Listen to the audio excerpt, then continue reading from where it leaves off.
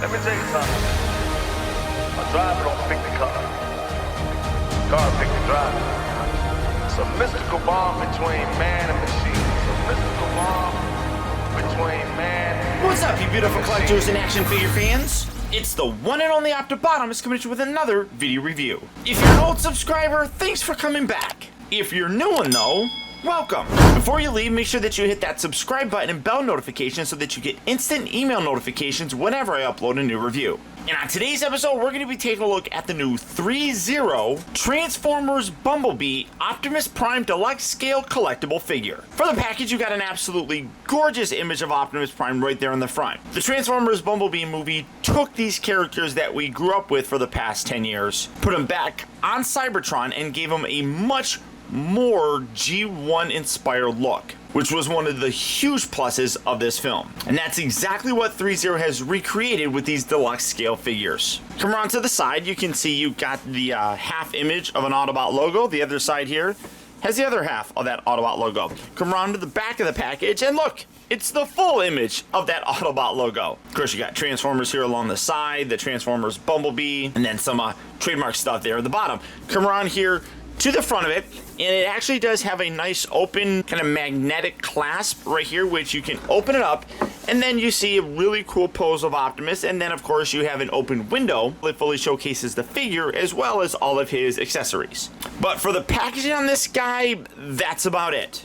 So without further ado, let's get him out here and see how cool he actually is. Here we have Optimus Prime opened up and out of its packaging. Now, starting off first, you do get a couple of documents with it. You do get a warranty sheet as well as the instruction manual, and you definitely want to make sure that you go through this. It shows all the different pieces, the various areas of articulation, how to install the batteries, and just in general, how to be careful with this. I mean, this says it is not a toy. It is a highly detailed collectible figure, so obviously you do want to be careful. And starting off first with the accessories, coming down to take a closer look at them, you can see he does have a pair of fisted hands, which are currently on the figure. He also has a pair of open gesturing hands. All of these have a tremendous amount of detail in them. Coming in to take a closer look, these are probably the easiest to show because they're more spread out, but you see a gorgeous blue paint on there, very reflective, and then laced in some of the joints and such, you can see some extra silver detailing, which is really very nice. Come around to the other side, you got his palm, and you can see the different joints for the fingers. I love how they got that mechanical sculpt built in there. That looks really very nice. And then all of these are just attached via ball joints, as you can see right there. So you do get those. You do get a pair of relaxed hands that, you know, if you just want to have him with his fingers down, you could do something like that. You also get a pair of gun hands that allow you to take his ion cannon and put it in either one of his hands, which is nice. Doesn't limit you to just using, you know, a right hand pose or something. So I like to see that. And then you get one command hand is what I think they describe it as, whereas it's a two finger pointing, or if you're at Disneyland, this is the two finger point. You know, if you're ever looking for something, this is what a cast member will do. Say, go down this way. He also does come with, as I said, the ion blaster. This is absolutely gorgeous as well. As you can see, it is done in this very nice gunmetal gray paint with a lot of gorgeous paint wash throughout the entire thing. Gives it a very metallic feel as well as appearance. It does have a fairly classic look to that G1 ion cannon that Optimus used. Gorgeous detail though. One thing that's really nice is you can remove this section right here, and you can see you have a very nice painted bullet on the inside. It's a very subtle touch that I'm glad that they went that extra little effort to put in. And then again, you can take the trigger hand and just kind of wedge your finger in there, and you can see that the trigger finger actually comes up very nicely to where it's supposed to be, and then obviously that would be plugged in, and you can have that be in his hand and go pew pew. So again, really gorgeous piece. Then he also does come with this really nice action display stand. Now it comes in two different pieces. This piece here, you just plug in there. You can see that as a very nice, almost Cybertronian ground looking element to it. You can see the ThreeZero logo with the Transformers Bumblebee logo right underneath it. But very nice. It's a very dark gray. I don't know if these can connect to the other releases they've done. I don't think so, but it is a really cool display option nonetheless. You do have a couple different hinge points. You can see that you can flex that forward and back, so you can create a higher element. You can also take this piece here, push this down, and extend that up, getting a much higher jump pose with it, something like that. And it really does a good job of stabilizing things. You can push this down, so like this piece flexes when you push that down, that will lock that. So if you wanted to, you can get a good, you know, aerial pose. This piece here kind of slides out, and then you can rotate this around, put that back in there. This just plugs into the back section here. You come around to the back of the figure. This piece right here just comes out, and you can put that right inside there. And you can see it holds it very well, which is very impressive, because one thing that I instantly noticed about this figure was how dense it is. And that density translates to a very heavy feeling figure. Weighing in at a little over 2 pounds. That is one thing you will instantly notice. There is a heavy duty weight to this, and he's a good size. I mean, you measure him and he comes in at about 12 inches or so tall. And I don't think that there's any metal in here. Maybe some of the internal structure is made out of metal, but everything else that I'm feeling on the figure feels like it's plastic. Now the tires here are rubber, you can feel that. But like I said, doing the cold touch, maybe the feet, it's really hard to tell. But either way, 2 pounds on this is really impressive, especially when you compare it to other figures that ThreeZero has done. For comparison, here he is with my ThreeZero Bumblebee, which you can see is tremendously larger, wider, all that kind of stuff. That guy comes in at about 16 inches tall. So a good 4 inches bigger, obviously much wider and everything. This guy weighs a little less than 3 pounds, which again, when you compare it to this, is amazing. But as you can see, you get that same amazing detail in this that we got with their larger, more expensive premium figures. So what they were able to scale down into the deluxe figures really is impressive. Now, coming in to take a closer look at the figure, again, I am absolutely amazed at the amount of detail that they're able to put into their pieces, especially when you consider that this is smaller than most of the pieces that I usually get from them. Their premium figures are outstanding, and their deluxe ones have been just as impressive despite the fact that they're smaller. Looking at his head sculpt, I mean, that is without a doubt Optimus Prime. You have that gorgeous, very iconic look with the little ear sections there on the side, gorgeous blue eyes, really nice, very detailed mouth plate. Now, he does have a light up function. I don't have the batteries inside there, but you flip the switch here on the crest and it makes his eyes light up. But you can see that even with them not on, there's a really nice reflection in there. But I mean, just all the detail. You look at the top, amazing amount of sculpt work on every single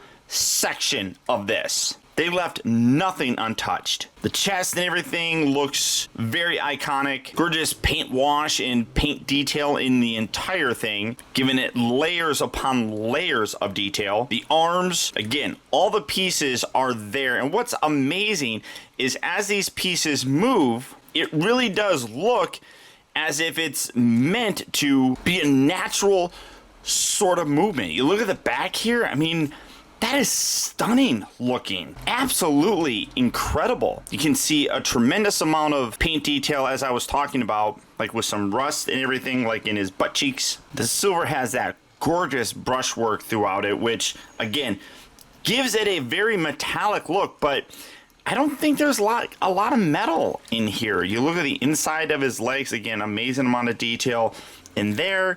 Come down to the lower section of the legs. This is that classic blue look that he has, so the red and blue all look really nice. You look at the tires, see a nice amount of replicated dirt on there. You can see that kind of rusted element on the inside as well. And then the feet, even the bottom, all have a tremendous amount of detail in there. And one thing that I'm again really very impressed with is how they were able to really incorporate all of this detail in here without really sacrificing anything, especially in terms of the articulation. This is a heavily articulated figure. Starting off first with the head, the top section here is on a ball joint, so you can get that looking left and right. But this lower section here, you can see that's also a bit on a ball joint. So you get some twisting right there. So as you turn his head, you can rotate that piece to give a little bit more of a natural look. So move it off to that side, and you can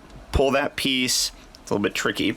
Pull that off to the side as well. You can see that it looks up and down with that little joint section. So how they got this ball jointed as well is really impressive. The shoulders here, these pieces here can flex upward to get a good range of motion for the shoulders. Rotates all the way around, as you can see, but then you get a full range of motion going all the way out. And like I said, all that articulation is made possible by all these pieces moving around, and it seems like a natural motion, which really is very nice. You do have a rotation at the upper part of the bicep. You got two joints here at the elbow. You can see that the piece here kind of like exposes that joint.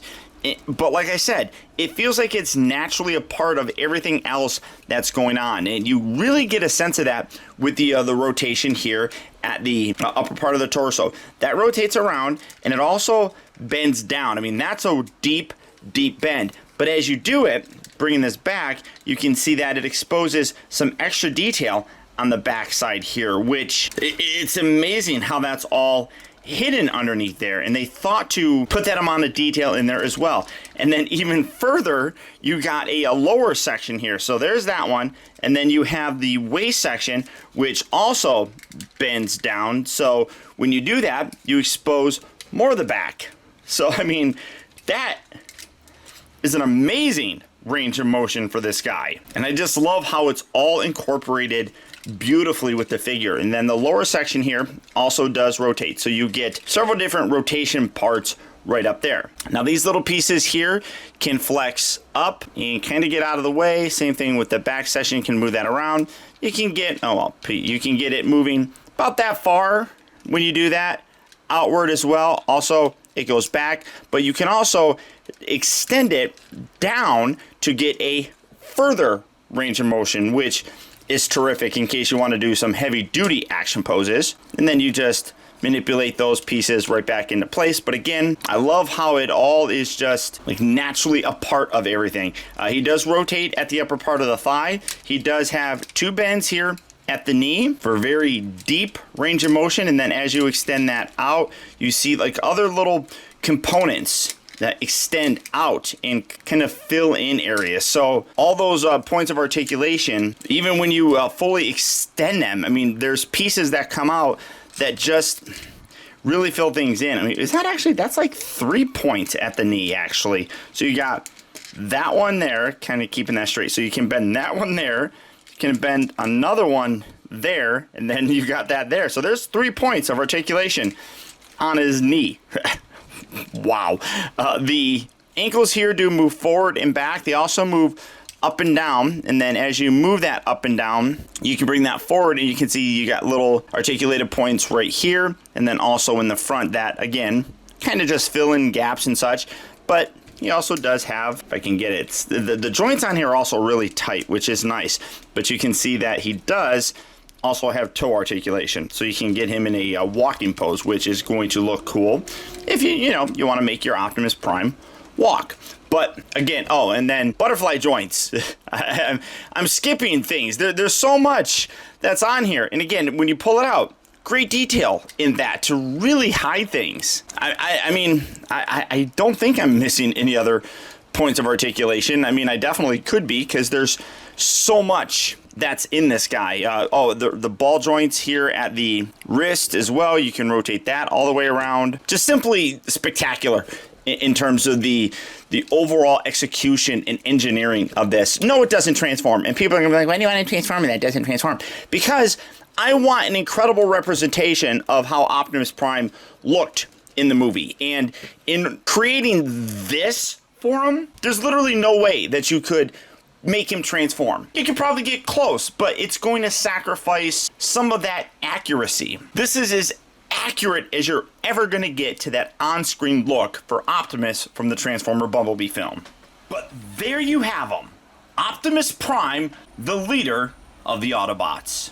What Travis Knight did with the Transformers Bumblebee movie really did change the landscape for how we view Transformers in terms of a movie version. Amongst fans, it's easily regarded as one of the very best Transformer live action movies that we've ever gotten. And one of the very appealing aspects of it is the fact that Travis went back and gave us those characters in their G1 inspired look. And you see that here with Optimus. I mean, the classic red and blue color scheme. You got the smokestacks right there on his shoulder. Very prominent chest. I mean, even the little kind of yellow arrow sections right there on his forearm. All do a great job of homaging his original look. But he stayed true to that hyper-detailed look of him that was originally created for us by Michael Bay. And you see that with all the inner workings, gears, pistons, everything. It's a great mesh of both of those two concepts. And what ThreeZero did in terms of recreating it